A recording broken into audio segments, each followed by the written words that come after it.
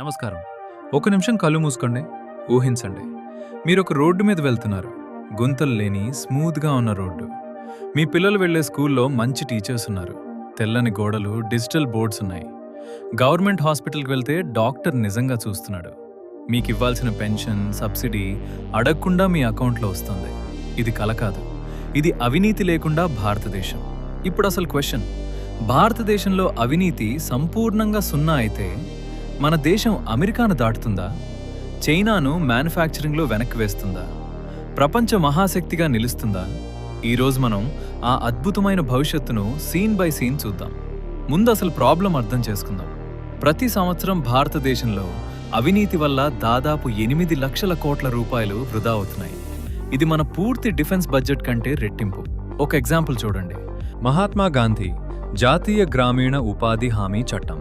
పేద రైతులకు 100 రోజులు పని ఇవ్వాలని ప్రభుత్వం డబ్బు పంపిస్తుంది. కానీ ఆ డబ్బులో సగం దారిలో పోతుంది. ఒఫీషియల్స్ దగ్గర, మిడిల్ మెన్ దగ్గర. రైతుకు చేరేసరికి సగం మాత్రమే మిగులుతుంది. ఇంకో సినారియో చూడండి. ఒక పెద్ద కంపెనీ భారతదేశంలో ఫ్యాక్టరీ పెట్టాలని వస్తుంది. పర్మిషన్ తీసుకోవటానికి 42 డిఫరెంట్ ఆఫీసెస్కి వెళ్ళాలి. ప్రతి ఆఫీసర్కి బ్రైబ్ ఇవ్వాలి. చివరకు విసుగొచ్చి ఆ కంపెనీ వియత్నాం వెళ్ళిపోతుంది. ఇలా ప్రతి సంవత్సరం 100 కంపెనీలు భారతదేశాన్ని వదిలి వెళ్తున్నాయి.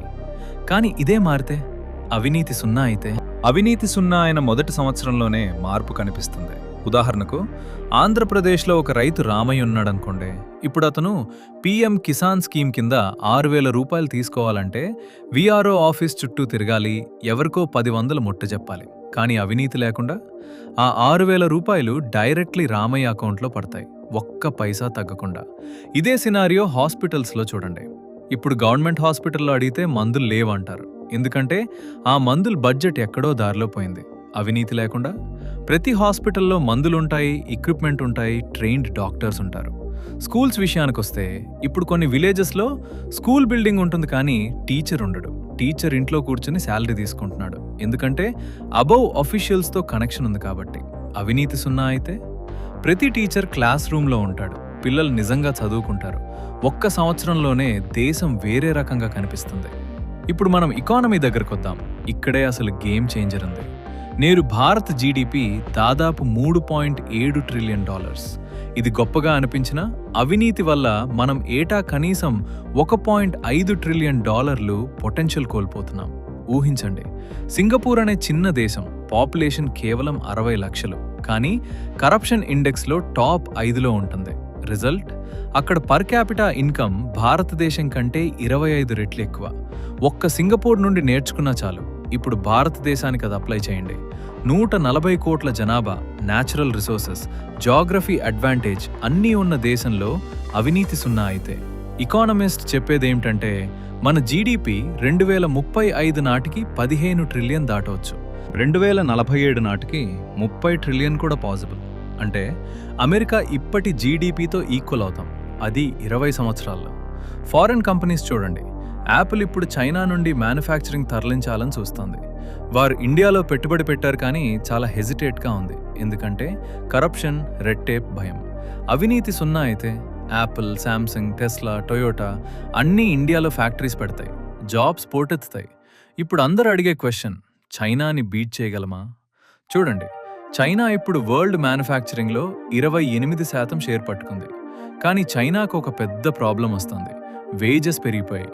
ఒక చైనీస్ వర్కర్కి ఇప్పుడు మంత్లీ 40,000 రూపాయలు పైన ఇవ్వాలి. అదే ఇండియన్ స్కిల్డ్ వర్కర్కి 20,000 రూపాయల్లో మంచి పని చేయిస్తాం. కాస్ట్ అడ్వాంటేజ్ మాత్రమే కాదు, మనకు ఇంగ్లీష్ మాట్లాడే వర్క్ ఫోర్స్ ఉంది, యంగ్ పాపులేషన్ ఉంది, డెమోక్రసీ వల్ల గ్లోబల్ ట్రస్ట్ ఉంది. చైనా మీద వెస్టర్న్ కంట్రీస్కి భయం పెరుగుతోంది. ప్రతి కంట్రీ చైనా +1 స్ట్రాటజీ అనుసరిస్తోంది. అంటే చైనాతో పాటు ఇండియాలో కూడా మ్యానుఫ్యాక్చర్ చేయాలని చూస్తున్నాయి. కానీ ప్రాబ్లం ఏమిటంటే, ఒక తైవనీస్ కంపెనీ ఇండియాలో సెమీకండక్టర్ ప్లాంట్ పెట్టాలని వచ్చింది. ల్యాండ్ యాక్విజిషన్లో కరప్షన్, పవర్ సప్లైలో ప్రాబ్లం, లైసెన్సెస్లో డిలే, చివరకు వెళ్ళిపోయింది వియత్నాంకి. ఇదే అవినీతి లేకుండా జరిగుంటే ఆ ప్లాంట్ ఇండియాలో ఉండేది, వేలాది జాబ్స్ వచ్చేవి. అవినీతి సున్నా అయిన సినారియోలో ఒక్క దశాబ్దంలో ఇండియా మ్యానుఫ్యాక్చరింగ్లో చైనాకి సీరియస్ కాంపిటీటర్ అవుతుంది. Mobiles, chips, EVs, medicines, textiles, made in India label ప్రపంచంలో రెస్పెక్టెడ్ బ్రాండ్ అవుతుంది. ఒక విద్యార్థి కథ చెప్పనా? తెలంగాణలో ఒక పేద రైతు కొడుకు చాలా తెలివైనవాడు. ఐఐటి క్వాలిఫై అయ్యాడు. స్కాలర్షిప్ అప్లై చేశాడు. కానీ ఆ స్కాలర్షిప్ ప్రాసెస్లో కరప్షన్ వల్ల అతనికి రాలేదు. ఫైనాన్షియల్లీ స్ట్రాంగ్ బ్యాక్గ్రౌండ్ ఉన్న వేరే అబ్బాయికి వెళ్ళింది. ఆ తెలివైన అబ్బాయి కాలేజ్ మానేశాడు. ఇలాంటి వేలాది బ్రెయిన్స్ ప్రతి సంవత్సరం అవినీతి వల్ల వేస్ట్ అవుతున్నాయి. అవినీతి సున్నా అయితే ఆ రైతు కొడుకు ఐఐటీలో చదువుతాడు, సైంటిస్ట్ అవుతాడు, ఇండియాకి నోబెల్ ప్రైజ్ తీసుకొస్తాడు. ఇది ఎగ్జాజరేషన్ కాదు. ఎందుకంటే ఇండియాలో టాలెంట్ కొరత లేదు, ఆపర్చునిటీ కొరత ఉంది. అవకాశాలు సరిగ్గా అందితే ఇస్రో వంటి ఆర్గనైజేషన్స్ మరింత పవర్ఫుల్ అవుతాయి. ఏఐ, క్వాంటమ్ కంప్యూటింగ్, గ్రీన్ ఎనర్జీలో ఇండియా వరల్డ్ లీడర్ అవుతుంది. ఆర్ ఇంజనీర్స్, డాక్టర్స్, సైంటిస్ట్స్ ఇప్పుడు అమెరికా వెళ్ళిపోతున్నారు. వారు ఇండియాలోనే ఉంటారు. ఎందుకంటే ఇండియాలోనే మంచి ఆపర్చునిటీస్ ఉంటాయి. ఒక్క నిమిషం ఊహించండి. 2047 ఇండియన్ ఇండిపెండెన్స్ శతాబ్ది వేడుక. యుఎన్ జనరల్ అసెంబ్లీలో ఇండియన్ ప్రైమ్ మినిస్టర్ మాట్లాడుతున్నారు. వరల్డ్స్ నంబర్ 1 ఎకనామీగా ఇండియా ప్రెజెంట్ అవుతోంది.